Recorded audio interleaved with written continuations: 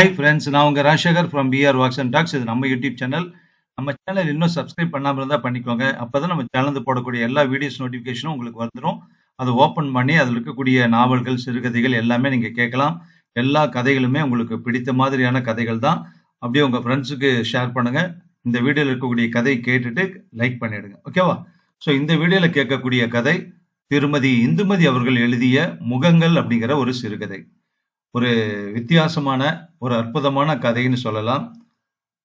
பொதுவா இந்த கதையை நான் படிக்க ஆரம்பிச்ச உடனே இந்த கதைக்கு ஏன் முகங்கள்னு கொடுத்துருக்காங்க, அதாவது கதையினுடைய தொடக்கத்துல ஏன் முகங்கள்னு கொடுத்துருக்காங்க, பாதங்களை பத்தி தான் அதிகமா சொல்லிட்டு இருக்காங்க, அப்ப பாதங்கள்னே கதைக்கு கொடுத்துருக்கலாம் தலைப்பு அப்படிங்கிற மாதிரி நினைச்சேன். அதுக்கப்புறம் இந்த கதையை படிச்சுக்கிட்டே போக போக உச்சி முதல் பாதம் வரைக்கும் சொல்லுவாங்க. ஸோ உச்சி அப்படிங்கிறது தலை, அந்த தலையில இருக்கக்கூடிய ஒரு முக்கியமான அங்கமான முகம்.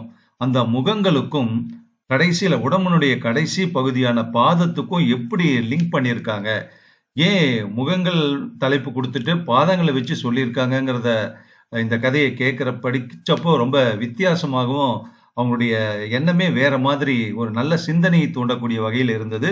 அந்த சிந்தனை கண்டிப்பா உங்களுக்கும் வரும்.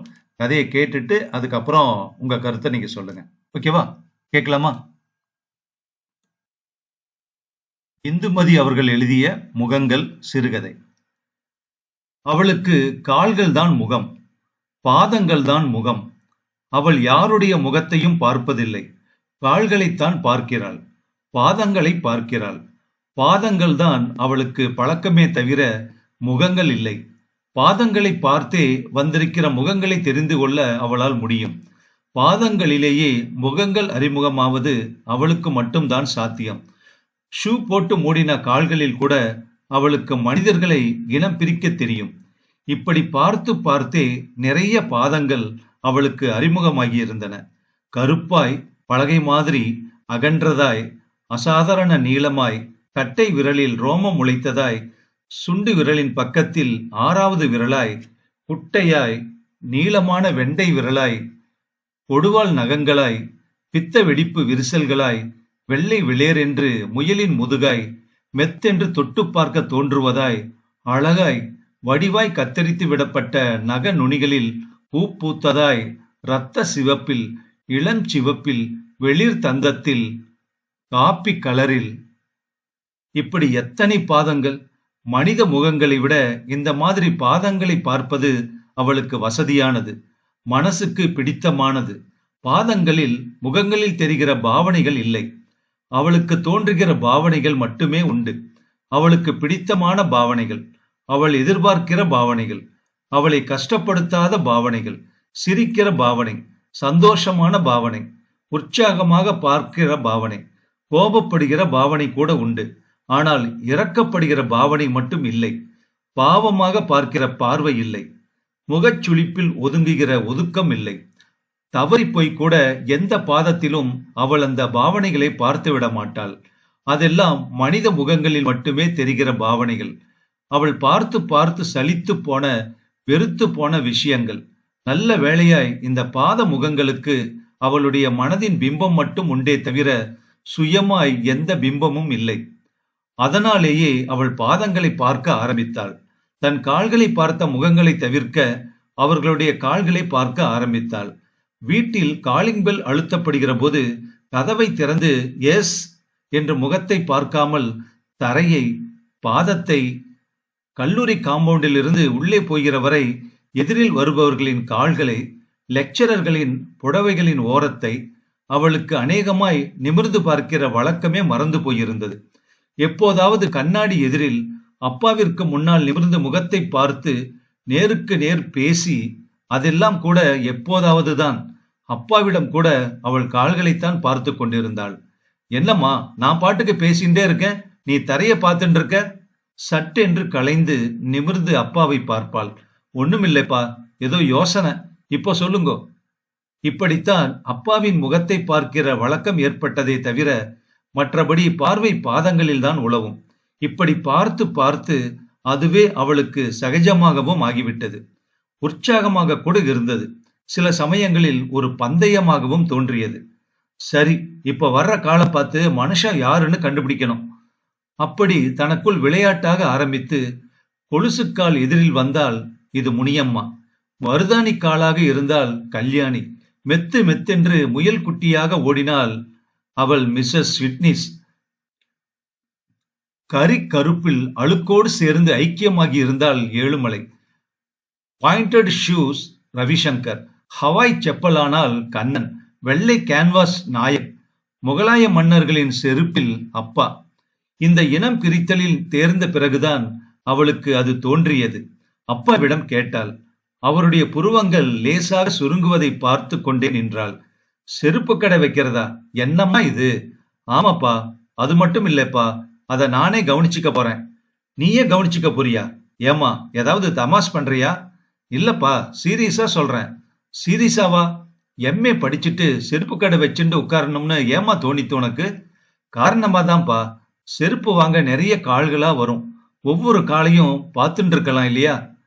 அதை கேட்டதும் அப்பா என்ன நினைத்தாரோ, ஒரு நிமிஷம் பதிலே இல்லை. மறுநாளே செருப்பு கடை வைக்க இடம் பார்த்தார். மவுண்ட் ரோடின் கோடியில் நல்ல இடமாக பிடித்தார். அதை அழகான கடையாக மாற்றினார். நிறைய செருப்புகளுக்கு ஆர்டர் கொடுத்தார். விற்பனைக்கு 4-5 பெண்களை நியமித்தார். அறையின் கோடியில் அவளுக்கென்று தனியாக பிரித்து கண்ணாடி அறையாக அமைத்து அதை ஏர் கண்டிஷன் பண்ண போவதாய் சொன்னார். அதை மட்டும் அவள் வேண்டாம் என்று தடுத்து விட்டாள். நான் இங்கேயே ஒரு மேஜை போட்டுட்டு உட்கார்ந்துக்கிறேன்பா, அப்பதான் வர்றவங்களை பார்க்க சௌகரியமா இருக்கும்.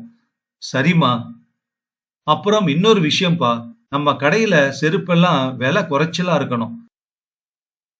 19 ரூபாய் 95 பைசா, 27 ரூபாய் 90 பைசான்னு புத்திசாலித்தனமா விலை வைக்க கூடாது. 8, 10, 12ன்னு முழுசா விலை வைக்கணும். எத்தனை வசதியான செருப்பானாலும் 15 ரூபாயை தாண்டக்கூடாதுப்பா. இது என்னம்மா? அப்படியானா நமக்கு எப்படி கட்டுப்படியாகும்? கட்டுப்படியாகவோ நம்ம கடை போடுறோம். ஏன்பா, இதுலயா நாம லாபம் சம்பாதிக்க போறோம்? அப்படி சம்பாதிச்சுதான் என்ன பண்றது? என் ஒருத்திக்கு மட்டும் எவ்வளவு சேர்த்து வைக்கிறது? எனக்கு பொழுதுபோக்கா ஹாபியா இருக்கணும்னு தானேப்பா கடை போடுறோம். சரிம்மா, அதுக்காக விலைய குறைச்சி வச்சதுனால என்ன வந்துட போகுது? நிறைய பேரு செருப்பு வாங்க வருவாங்கப்பா. கடை முழுசும் கால் காலா நிறைஞ்சு போகும். கடை நடந்தது. அவள் தினமும் 8 மணிக்கெல்லாம் அப்பாவின் உதவியாளருடன் வந்து கடையை திறப்பாள். பின் அவரையும் காரையும் அனுப்பிவிட்டு தானே நிர்வாகம் பண்ணுவாள். நிர்வாகம் என்பது ஒன்றுமில்லை, கால் காலாக உள்ளே நுழைவதை கவனிப்பது, காசை வாங்கி டிராயரில் போடுவது. சாயந்திரம் அவளை அழைத்து போக மறுபடியும் மேனேஜர் வருவார். அவள் ஏறுவதற்கு வசதியாக காரை நிறுத்துவார். கணக்கை சரிபார்ப்பார். பணத்தை எடுத்துக்கொண்டு கடையை பூட்டிவிட்டு அவளுடனே கிளம்புவார். வழி முழுவதும் அவள் மேனேஜரிடம் சந்தோஷமாக பேசுவாள். மாமா, இன்னைக்கு கடையில ரொம்ப கூட்டம். ஜூன் மாசம் வந்துடுத்தோன்னு, அதனால ஸ்கூல் பசங்க கூட்டம்தான். மண்ணுல விளையாடிட்டு அப்படியே ஓடி வந்துருதுகள். காலெல்லாம் என்ன மண்ணுங்கறேன், கடை முழுசும் மண்ணாயிடுத்து. இது ஒரு நாள்.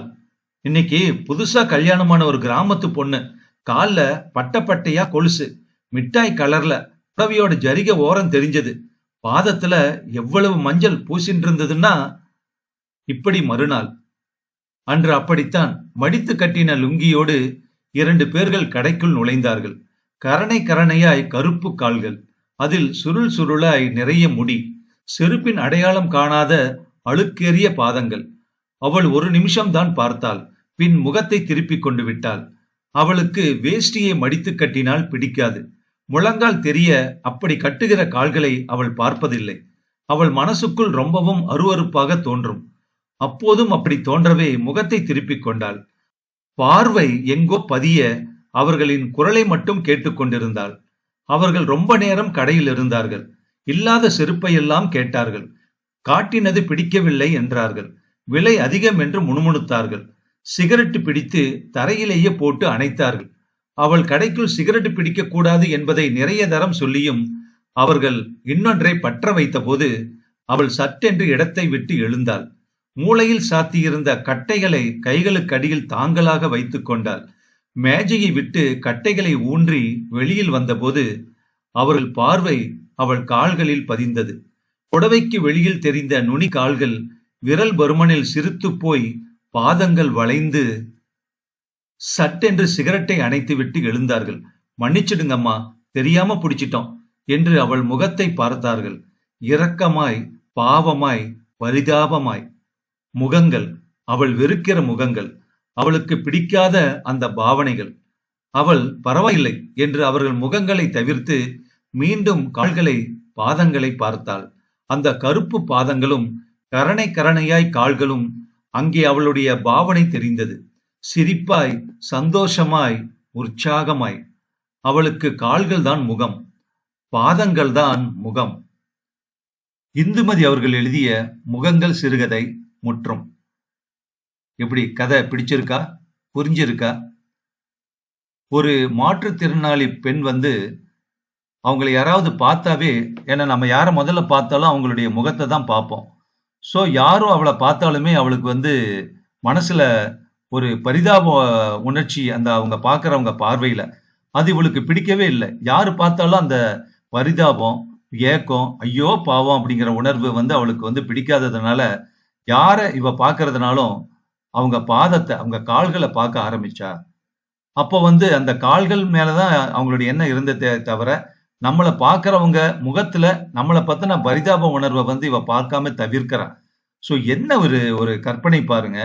பாதத்துக்கும் இந்த முகத்துக்கும் அந்த கால்கள் பாதங்களுக்கும் எப்படி ஒரு முடிச்சு போட்டு, ஏன் அவ பாதங்கள் மேல கால்கள் மேல அபிப்பிராயம் வச்சிருந்தா, ஏன் செருப்பு கடை ஆரம்பிச்சா, இது எல்லாம் ரொம்ப அற்புதமா சொல்லியிருக்காங்க. இப்ப அரசாங்கமும் சரி அல்லது என்ஜிஓ மாதிரியான தனியார் அமைப்புகளும் சரி மாற்றுத்திறனாளிகளுக்காக எவ்வளவோ விஷயங்கள் செய்யறாங்க.